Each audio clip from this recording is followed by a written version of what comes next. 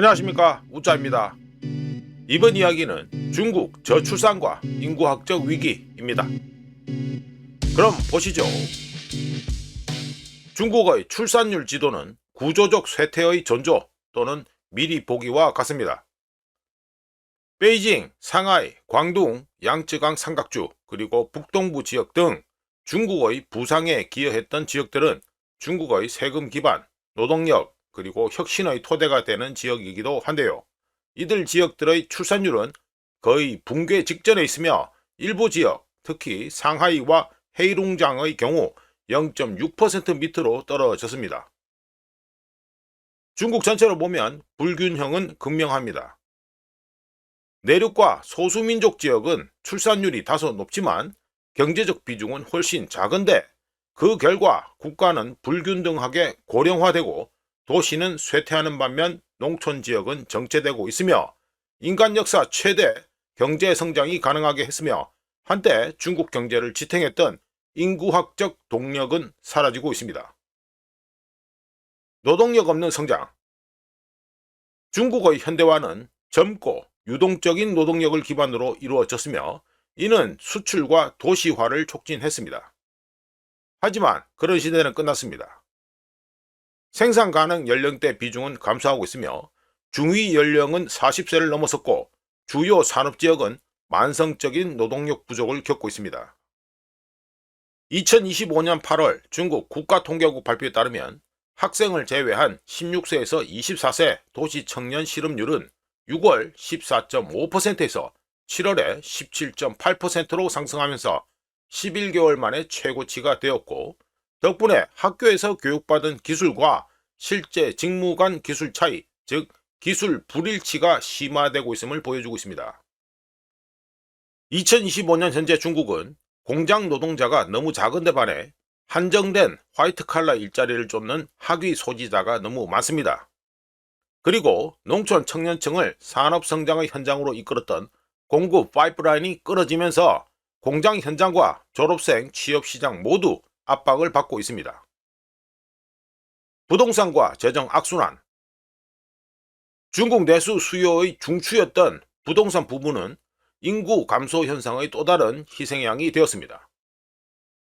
결혼과 출산 감소로 인해 가구 형성 자체가 붕괴되고 있으며 부동산 침체는 경기 순환적인 것이 아니라 구조적인 것으로 중국 지방정부들이 의존하는 토지 매매 수입을 감소시키고 있습니다. 인구 유입을 위해 건설된 도시 전체가 정체되고 부채는 쌓이고 있고요. 토지 가치가 하락함에 따라 지방정부들의 재정은 약화되고 국가 재정 기반은 노령화 비용이 급증하기 시작하면서 약화됩니다. 즉, 한때 성장을 뒷받침했던 것이 이제는 느린 속도의 부채 축소 사이클을 고정하는 역할을 하고 있습니다. 사회적 해체. 4-2-1 가족 모델, 즉 한 자녀가 2명의 부모와 4명의 조부모를 부양하는 구조는 중국 중산층에게 확실한 부담이 되었습니다.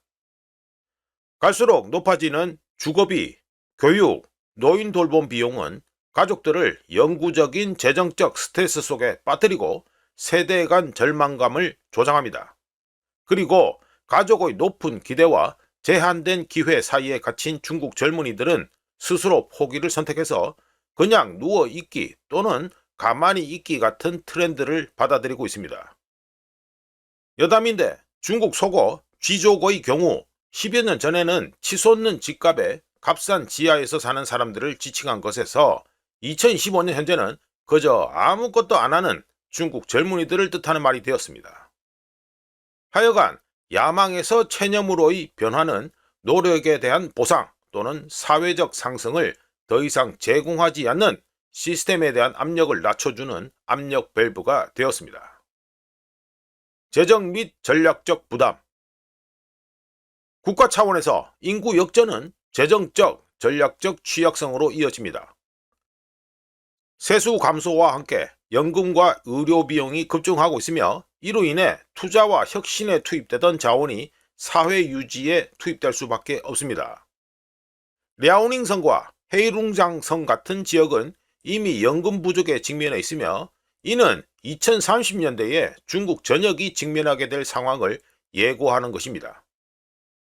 그리고 인구 역전에서 발생하는 불균형은 국방에도 영향을 미쳐서 고령화 사회로 접어들면서 인구 자원의 군사력 활용 범위가 제한되게 만듭니다.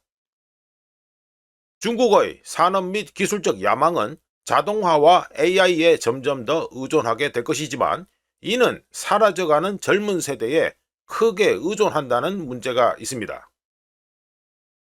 희소성과 산수. 중국의 인구 관련 데이터들은 중국이 직면하고 있는 제약을 가감없이 보여줍니다. 성장은 둔화되고 부채는 심화되며 낙관론은 희미해지고 의료 및 돌봄 비용은 중국의 발전을 향한 노력을 압도할 것입니다.